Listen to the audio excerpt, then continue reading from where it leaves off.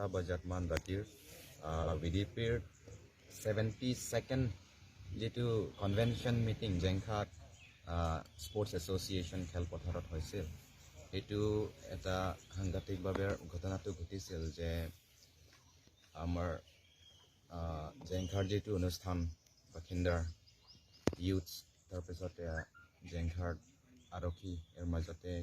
কিবা এটা গণ্ডগোল হৈছে তাৰপিছতে আমি যেটো পৰিস্থিতি দেখিছো যে গোটেই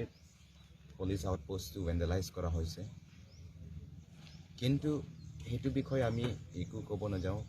যে সরকারে যেটো আইন লব হেতু আইন মতে চলিব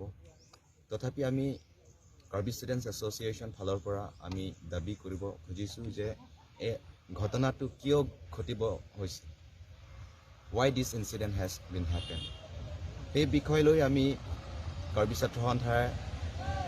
ডিমান্ড কৰিছোঁ যে ইম্পাৰ্চিয়েল ইনকুৱাৰীত বহাব লাগিব আৰু in the name of search operation আৰক্ষীসকলে বা paramilitary force তেওঁলোকে যাতে ইনোসেন্ট পাব্লিকক হেৰাস কৰা না যায়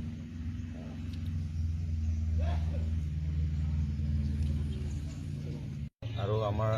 হাতত তথ্য পৰি আছে যে দুজনক বুলেটছ ইনজুৰি তেনেকা নিউজ পাইছিলো হেতু যদি ব্লেংক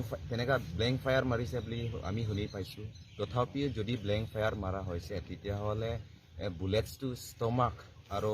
লেগত কেনেকৈ লাগা হৈছে এইটো বিষয় লৈ একদম অতি শীঘ্ৰে ইম্পাৰ্চিয়েল এটা ইনকুৱাৰী হ'ব লাগিছিল এইটো আমাৰ কাৰ্বি ছাত্ৰ সন্থাৰ পৰা ষ্ট্ৰং ডিমাণ্ড